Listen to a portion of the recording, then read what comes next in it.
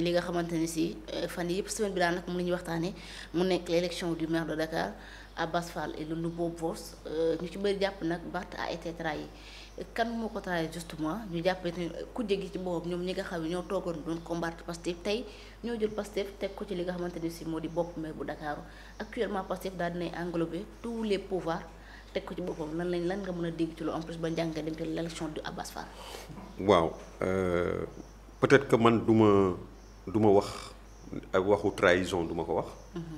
lépp rek dama koy def ci dans un truc dans le panier. bi ñuy wooyee politique. lépp loo xam ni tey am na rek jàpp naa ni c'est une expression politique c'est des actes politiques posés. yoo xam ni contexte ak circonstance moo koy waral. am na ñeneen ñu nga xam nag bien sûr loolu lu ñu koy wooyee mooy trahison lañ koy wooyee ndax ànd ak nit ba mu yàgg leneen feeñ. nga am yeneen position ci politique am na ñoo xam ni ñu ëpp loolu lañ koy wooyee trahison. tout à fait. yaakaar naa ni jàngat boobu def naa ko defati ko ci yeneen plateau sax yu bari. xëy na daf ñu dabaat. faaw aussi ñu waxtaan ci encore. man li ma jàpp mooy effectivement déjà erreur bi gën a mag mooy bi ñuy wax naan Pastef 13 conseillers la am. ah ouais. Pastef amul 13 conseillers ëpp na ko. Pastef boo koy seet am na lu tollook lu ëpp 22 conseillers. ci biir maire bu Dakar. c'est-à-dire booy seet globalement ci biir maire bu Dakar c'est-à-dire booy seet globalement ñi nga xam ne ñoom ñooy Yewwi Askan Wi. ak yeneen parti yi nga xam ni dañu nekkoon sax ci Benno Bokk Yaakaar. te tey Benno Bokk parti yooyu ñu nekkoon nekkatuñu ci. am na ñoo xam ne ñu ngi nekkoon AFP. si nekkatuñu AFP. te pourtant ay conseillers municipaux lañu. tout à fait. am ñu nga xam ne parti socialiste lañu nekkoon. xëy na wuyootuñ ci loolu. am ñoo xam ne nag dañu nekkoon ci Yewwi Askan Wi bokk ci yeneen parti ñoom Malick Gakou ñoom ñeneen ak ñeneen ak ñeneen. xam nga ñooñu ñëpp boo leen boolee. day ëpp 13 conseillers. parce que 13 conseillers nga mën a am plus de 100 conseillers. Composer le conseil municipal. xam nga loolu c'est yanuwul maanaa sax quoi. tout à fait. donc peut-être que il y a eu des alliances qui se sont faites plutôt yu bees. am ay alliances yu nga xam ne dafa tas. ñoom nag ils ont dû ak position de pouvoir yi nga xam ne moom la ñu nekkee. ils ont dû effectivement ratisser très large. avec des moyens des fois qui ne sont pas des moyens catholiques. Parce que on sait ce que c'est être au pouvoir ce que c'est. Il y a les valises et tout qui parlent. tout à fait. ñun nit ñi dund nañu ay élections dundati ko xam nañ nu mu demee. exactement. donc yooyu yëpp. moom moo tax tey kii nga xam ni moom mooy doon candidat wu Pastef mën a jàll comme lettre à la poste. tout à fait. et te loolu aussi day firnde day wane rek ni effectivement dafa des en termes d'organisation au sein de l'opposition. tout à fait. ak le personnel politique sénégalais sa fiabilité c'est-à-dire gëm-gëm bi ñu am ci ay principes. dafa des. tout à fait. parce que am na politique boo ci nekkee. bu fekkee da nga ci dindi principe. dara desatu ci. tout à fait. su fekkee ni tey mën nga am position bu mel ni tey bu ëllëgee nga def virage 90 degrés. vraiment c'est un peu dommage. te loolu nag moo ñu dal. moo tax tey nga gis kenn koo xam ni dafa nekk ci langue bi. ëllëg situation changé. carriériste la mi ngi xalaat lu muy am. loo xam ne mën na ci yokku. mu daal di féete beneen boor. tey gis nga ñu mel ni ku mel ni ki beneen candidate bi nga xam ne moom moo nekkoon en face de Abass. Ngone Mbengue muy Ngone. ñu ngi koy nuyu au passage de suñu jigéen. ndax Moustapha Mbengue suñu frère la. d'accord. te comme Ngone sœuram la. ñun sœur la ci ñun. tout à fait. donc am na ñu nga xam ne tey ñu ngi langaamu woon ci moom. bokk sax ci yeneen majorité yi lañ bokkoon. wala ci yeneen dynamique lañ nekkoon. nekkuñu woon ci taxawu Ndakaaru ñi ngi nekkoon ci leneen. mais dem ànd ak Ngone parce que jàpp nañ ni mën nañu am poste adjoint maire. tout à fait. n'est-ce pas. ñu mel ni ki ñoom Alioune Ndoye ñoom ñeneen ak ñeneen ak ñeneen. si n'est-ce pas. nga xam ni bon peut-être que d'un point de vue global général. ñoo gën a jege parce que c'est la même famille politique la social-démocratie. mais boo ko seetee ba ca biir a biir amoon nañu ay wute. divergence tout à fait. mais tey ak ay ñoom Bamba Fall ak yu demee noonu. si tey ñooñu seen intérêt. immédiat yoo xam ni de position mooy par exemple ñu àndoon ak kooku pour mën a espérer am poste tout à fait poste adjoint au maire. déjà Bamba Fall waxoon na ko nee na moom toute façon ci ginnaaw Ngoné Mbengue lay topp. voilà mais bien sûr voilà te xam nga ni bokkuñu woon langue. kële bi nga taxawu nekkoon taxawu jamono yi mu nekkee au sein avec l'opposition de Yewwi Askan Wi la nekkoon. tu vois ce que ça fait. ah ouais. donc c'est des alliances yuy taxaw ak yuy dindeeku donc man li ma gëm mooy. et je maintiens ma position ci loolu. disons li nga xam ne moom moo doon lu normal moo doon boycotter cette élection man ba léegi je crois.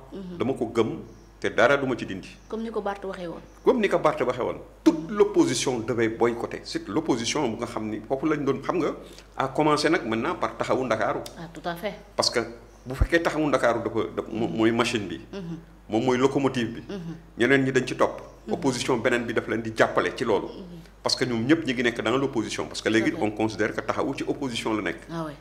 donc jàpp nañ ni le boycott était la meilleure manière de montrer de faire balancer les choses.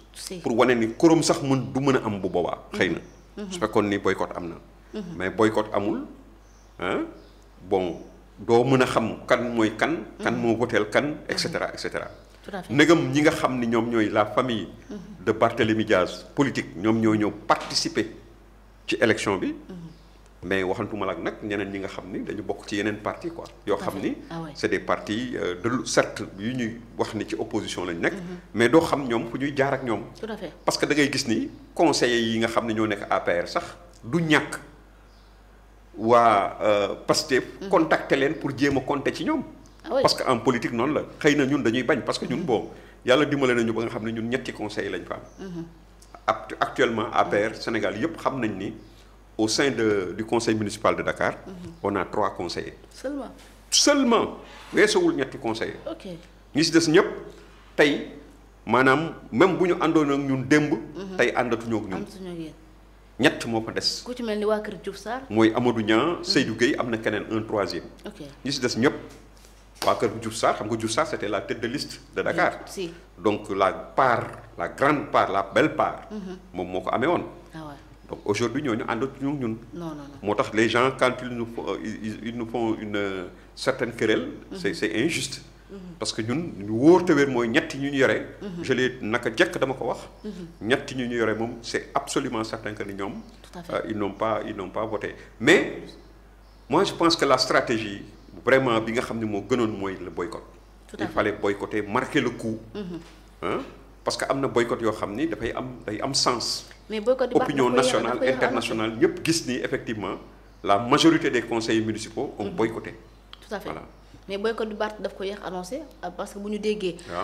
diggante bi ñu déggee conférence de presse bu waa taxaw li ñu wax mooy que ni Barth ak Khalifa waxtaanoon nañ déjà Barth sax moo njëkkoon choisir Ngoné Mbengue. déjà mu dikkaat ba ci biir mu ni day boycott loolu moo tax Khalifa bañ boycott. waaw parce que man loolu xaw na diluer sama position. parce que man ma position était que je ne pouvais comprendre Khalifa Sall dans sa démarche. parce que jàpp naa ni c'est un manque de générosité. parce que un homme politique de sa dimension avec tout le crédit expérience bi nga xam ni moom lañ koy jox. tout à fait n'est-ce pas. qui est en fin de cycle normalement. Khalifa Sall il ne peut absolument rien normalement sa carrière devrait être derrière lui. à moins que nag qu'il espère avoir des strapontins quoi. des sinécures occuper des positions de ministre wala nangam juboo ak gars yi wala yu demee noonu. l'histoire nous édifiera par rapport à tout ça. mais li wóor te wér mooy man jàpp naa ni Khalifa Sall tey ak fi mu jaar ak Barthélémy Diaz ak ce que représente Barthélémy Diaz dans son combat ce qu'a représenté Barthélémy Diaz dans son combat. jàpp naa ni nag waruñu woon réeroo ci loolu question boobu. tout à fait parce que tamit mairie Dakar bi moom wane woon na ni effectivement condamné woon na ni. ni ñu nangoo mairie Dakar ci Barthélémy Diaz. il l'a toujours condamné il a toujours dit. donc logique bi moo doon. véritablement ñu harmoniser seen ay positions. mais aujourd'hui bi ma déggee seen conférence de presse ñoom ba ñu ni amoon na waxtaan ba Barthélémy était pour nangam. pour la candidature de. Ngoné Mbengue waaw pour ne pas faire un truc de chaise vide. mais loolu jàpp naa ni nag absolument erreur am na foofu. mais qu'est-ce qui a changé entre temps mais loolu peut-être Barthélémy Diaz à sa décharge dem na ba mu yàgg mu xam ni. ci étude lecture bi mu ci am. loolu c'est pas la bonne solution. mais man bu fekkoon ni noonu la wute na ak par exemple li ñuy wax ni dafa wut beneen candidat bu dul Ngoné. Parce que quand on me dit qu'il avait choisi un autre candidat. Outre que Ngoné en dernière à la dernière minute. loolu ça c'est beneen affaire la beneen lecture. mais tegoon na candidat aussi dafa teg candidat par après mu doog a def boycott. mu doog a def boycott. loolu Pathé Ba son adjoint teg loolu erreur la c'est une erreur. bien sûr c'est une erreur mais li wóor te wér mooy man dama jàpp rek ni ci sama rafet njort. Barthélémy sera rétabli dans ses droits. ah ouais man dama gëm ni Cour suprême bu tranché. non Barthélémy devrait être reconduit comme maire de Dakar parce que tamit. La répétition est pédagogique. Un maire élu au suffrage universel direct est élu dans les mêmes conditions que le président de la République. Tout à fait. li yoon wax mooy que ni président de la République moom ci boppam rek. moo ko mën a daaneel. exactement quel que soit nag faute bu mu mën a def. décret moo ko fa mën a war a jëlee. te décret kenn rek moo koy jël c'est le président de la République. boo xoolee article 135. xool article 177 bi ñuy wax ci mun tamit yooyu yëpp bu ci nekk bu njëkk bi 177 mooy nga xam ne mooy mën a permettre ñu dindi ko yooyu demee noonu yëpp dañ ko def waaw ça a été vraiment disons piétiné. Tout à fait. En réalité. booy seet li nga xam ne moom mooy li préfet bi jël acte bi mu jël. arrêté bi mu jël. dafa jaaduwul. jaarul yoon c'est-à-dire moom.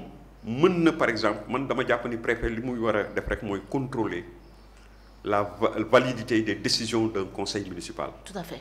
ak installer un nouveau maire et cetera et cetera. Exactement. mais soo bëggee jël conseiller municipal bëgg ko yamale ak un maire élu au suffrage universel. Même si on me dit que ni le maire le conseiller municipal lui aussi est élu au suffrage universel c'est pas la même chose. Parce que toujours dañuy wax le maire. ba wax les conseils municipaux. Tout à fait. Le maire on le connaît. Le maire c'est-à-dire le maire en fait boo xam ni su liste ba gagné mooy nekk maire. dañ ko xam à l'avance. Ah ouais. N'est-ce pas? Tout à fait. Donc li wóor te wér mooy c'est un contrat de confiance entre une personne et son peuple. Donc c'est la volonté. C'est le maire qui tire.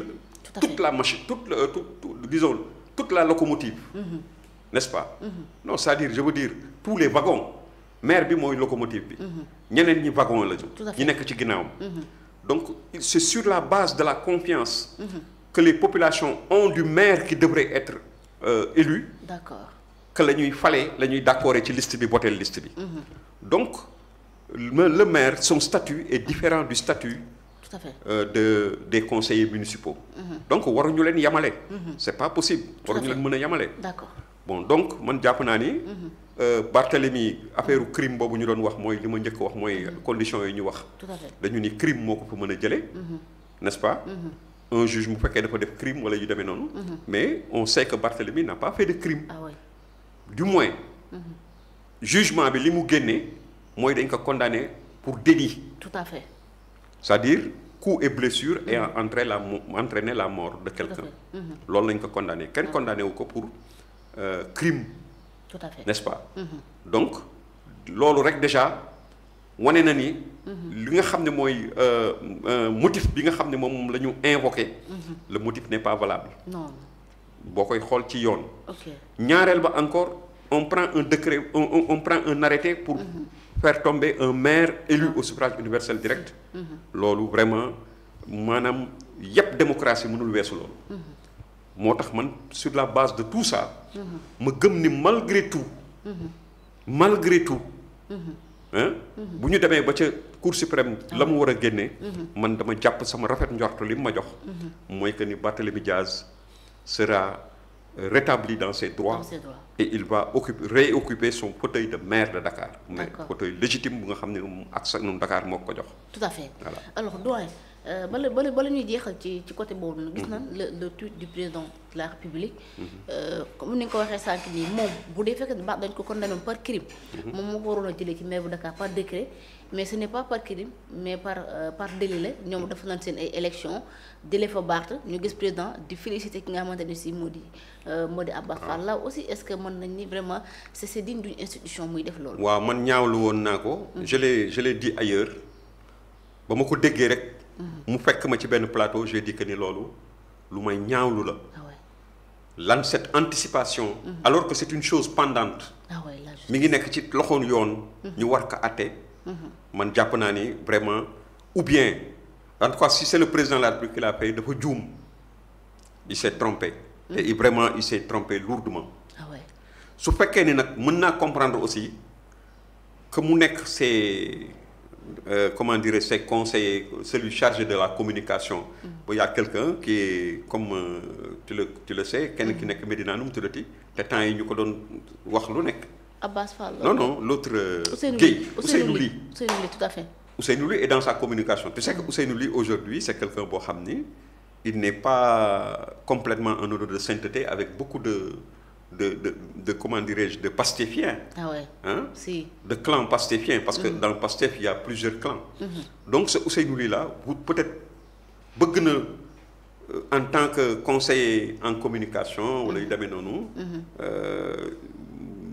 neexal ñeneen ñi wan leen ne leen bon que nous sommes contents de l'élection de Abass wala nanga parce que c'est la guéguerre au sein de c'est un secret de polichinelle tout le monde le sait c'est la guéguerre au sein de Pastef les gens ils se crêpent les chignons ça se voit à travers les postes à travers l'expression des camps politiques des différents camps qui sont dans Pastef les gens se mènent une guerre n'est-ce pas et donc peut-être que moom fragilisé par ces attaques et tout yoo xam ni fan yii constaté nañ ko ba muy génn sax di expliquer. mën na parce que Abass xam nañ ni quand mu Sonko la bokk. kooku moom c'est absolument clair. donc pour donner des gages et yooyu. peut-être que moom il a fait un peu de zèle. daal di def poste boobu. sama xel aussi day dem ci xam nga un homme ni ñu koy waxeeti sax màggatum golo. kenn du ko jàngal ngelañu. voilà xam nga boo yàggee ci politique aussi da ngay am tuuti da ngay dem sa xel day dem ci foo xam ni xelu ñu bari duñ fa dem. xam nga un Abass par exemple il pourrait être quelqu'un boo xam ni je dis il pourrait être quelqu'un boo xam ni vraiment le président dana soxla sax ku mel ni Abass débarrasser le plancher quoi. parce que Abass c'est quelqu'un qui il fait partie des gens. en réalité yoo xam ni. dañu leen boole ci beneen camp bi camp Sonko lañu leen boole ñëpp. parce que par leur acte par leur déclaration. c'est comme un Fadilou Keïta. yoo xam ne qui critique l'action des gens qui ont critiqué l'action du président de la République. président jël ay décisions ñu taxaw wax lu nga xam ni dafa xaw a ñëpp dañuy taf seen loxo seen gémmiñ. donc nit ñi kenn mënu leen tere ñu xalaat kenn mënu leen tere ñu émettre seen point de vue. man mën naa jàpp ni tout en sachant que affaire bi ça va changer. parce que tamit yoon la. la Cour suprême on ne peut pas faire dire à la Cour suprême quelque chose bu nga xam ne du yoon. sachant lui en tant que président que ni Cour suprême xëy na dana rétablir Barthélémy ci yoonam. tout à fait. donc donner des gages pour montrer que bon tey moom ils sont nanga et puis après bon débarras quoi. pour Abass parce que Abass à moins que Abass puisse retrouver son poste de député. tout à fait. et poste de ministre parce que non son poste de il était ministre. c'est vrai il était ministre. il peut plus aller à l'Assemblée nationale. démissionné gul ba léegi. démissionné gul moo tax xam nga temps yi dafa am yu changé ci affaire bi. certainement que bon Abass va retrouver peut-être l'Assemblée nationale. voilà comme simple député. tout à fait. donc bu fekkee ne nag li nga xam ne je ne sais pas jusqu'à quel point. lay mën a delloo assemblée wala mu bañ a mën a delloo assemblée su fekkee ni démissionné wul. certainement qu'il va retrouver non Abass du dellu assemblée. Abass moo tudd dem assemblée. te kenn remplacé wu ko je pense si remplacé nañ ko. non il a été remplacé à l'Assemblée nationale. mais donc il a démissionné comme député. il a démissionné tout à fait. il a démissionné comme député il ne peut plus retourner à l'Assemblée. su ñàkkee le parce que man kaawu Sonko bi moo taxoon parce que Sonko lui jusqu'à présent il n'a pas démissionné. non Sonko il a démissionné. c'est ce que les gens disent qu'il n'a pas démissionné lui-même il le dit. lui-même il a dit en tant que premier ministre il a fait benn live am boobu mu def. ni moom su dul loolu day delluwaat assemblée voilà après daal di continuer. loolu moom day naxtaan boppam rek. voilà donc c'est un peu compliqué. xam nga politique moo doy waar. boo am na yoo xam ne boo koy xool nii ci forme bi da nga koy condamner da ngay xam ni mais des fois c'est des stratégies politiques. tout à fait. c'est des façons. voilà de se couvrir. voilà je pense que j'aurais pu m'arrêter là. waaw dire que c'est des façons de se couvrir. Okay. pour ëllëg kenn bañ a wax ni. diw kat moom moo tax ñu dàq ko wala diw nangam wala diw nangam. mais xam nga loolu boo amee dañu naan pourtant le président de félicité woon na ko sax. ah oui nangam ak nangam xam nga ay sénégalais lañu aussi quoi. c'est ça on se comprend. bala ñuy génn Dakar un peu dinañ wax ci. guerre bi am diggante wala kuréel yi dox diggante Khalifa Sall ak Barthélémy Dias. nga xam ne ñoom ñaar ils ont longtemps cheminé ensemble. Barth boo ko nee askan wi. ñu jógee fa Barth moom mu ne ak lu mën di xew moom Khalifa Sall mooy nekk son candidat. mu jàppale ko tout ça ñu yàgg xamante depuis. des temps ba léegi nii tey ñu gis ni politique wala benn poste tey moo nar a dox seen diggante alors lan lañu mën a jàng ci loolu avec la politique Sénégal ni mu demee tey ñoom dañuy ànd mën a xëy tàkkali ko ci politique wala benn poste boo xamante ni si mën na nekk avantage ci ñoom. waaw man Barthélémy sama rakk la. ñoo bokk commune. te xam nga dans les SICAP c'est des gens yoo xam ni qui sont liés par une cohabitation de plus de 50 ans. ou plus. n'est-ce pas. Donc c'est vraiment considération boobu laa am ci moom au-delà de l'adversité politique. boo xam ne yàgg na am suñu diggante. sur le plan politique. on a été surtout des adversaires politiques. am na jamono yu ñu ànd Benno Siggil Sénégal. am na jamono yi nga xam ni bu ànduñu. mais li nga xam ne moo ëpp importance pour man. mooy le fait que mu nekk booy SICAP comme man nekk sama rakk. n'est-ce pas. ma xam ko xam famille am. mu jox ma cër. et tout donc man lu baax rek laa ko yéene. tout à fait. mën naa bañ a ànd ak moom politiquement. mais lu rafet lu baax rek laa ko yéene. exactement te man li ma koy conseiller. mooy bu ko àddina jaral mukk. muy taxaw di exprimer wu violemment contre Khalifa Sall. na seet ci. sëru Khalifa Sall man gis naa benn sëru Khalifa Sall sama yaram dafa daw. benn sëru Khalifa Sall boo xam ni. dama ko gis ci net bi. mu ni moom ak Khalifa Sall ñoo bokk benn baay. ba pare Khalifa Sall ndijaayam la ci wàllu ndeyam. n'est-ce pas. je pense même qu'elle s'appelle Ngone wala yu demee noonu quoi. xaw ma lan Sall. mais vraiment ndaw sos bu mu waxee. wane son ancrage. dans la dynamique de Barthélémy Diaz. wane ngoru Barthélémy Diaz ni Barthélémy Diaz fu mu jaar ak Khalifa ak tey ni nga xamee ni Khalifa moom la ko waroon na taxawoo comme papa comme grand frère yaakaar naa ni jëf ju mel noonu acte bu mel noonu ku mu doyul dara du la doy donc Barth dafa war a def nii am nañu jaar-jaar tey fii la yàlla yamale mbir mi parce que am na droit am ay ambition parce que aujourd'hui il y a des raisons que tout le monde amul ko dul comprendre raison yi nga xam ni ñooy présider à ce que Barthélémy Diaz vole de ses propres ailes en tant qu'homme politique majeur nga xam ni def na ses preuves au sein du landerneau politique sénégalais nit ku nekk ku nite ku nekk xam nga ni effectivement du lu nga xam ni daf ko yàkkamti lu mat la lu ñor la loo xam ni war na ko def te it Khalifa il a atteint ses limites politiques objectives absolument il ne peut être que quelqu'un boo xam ne buy encadrer ay ndaw. n'est-ce pas. parce que man jàpp naa ni moom sax ce serait dévalorisant. su fekkoon tey dañ ko jël recycler ko dans la dynamique Pastef. loolu lu ñaaw lay doon xas lay doon boo xam ne dina des ci moom tout le reste de sa vie ba pare. daf koy toppaat encore même au-delà. tout à fait donc je ne pense pas que ñàkk na sagesse su. di duggaat ci dynamique gu Pastef. tout à fait donc Barthélémy. man li ma koy conseiller mooy. na xool li nekk ci kanamam. te liggéey. déjà les gens yi nga xam ne ñoo ànd ak moom. wan nañ ko démb ku gis li nga xam ne moom moo am ci sa vente des cartes am boobu. c'est une première. c'est quelque chose qui a été une réussite. te ku yaakaaroon ni Barthélémy politiquement. dindi ko ci mairie bi. dana ko rey. ak dindi ko ci poste député am tu as tout faux. aujourd'hui li wóor te wér mooy. il a avenir bi mi ngi ci kanamam. d'autres àndandoo mi ngi nekk ci kanamam xëy na certainement am na ay alliance yu bees yoo xam ne dana mën a am parce que politique noonu la. tout à fait ay nit léegi c'est la mort des idéologies et des trucs léegi li am mooy bokk pas-pas bokk ay gëm-gëm. exactement bon des réalités boole leen. ngeen ànd nekk benn. tout à fait donc je pense que Barthélemy. noonu la war a comportement boobu la war a am. il doit pas regarder derrière lui. di sànnante ay pic. wala di ak yu demee noonu man je le lui déconseille en tant que frère je le lui déconseille. merci beaucoup Douma c'est important alors.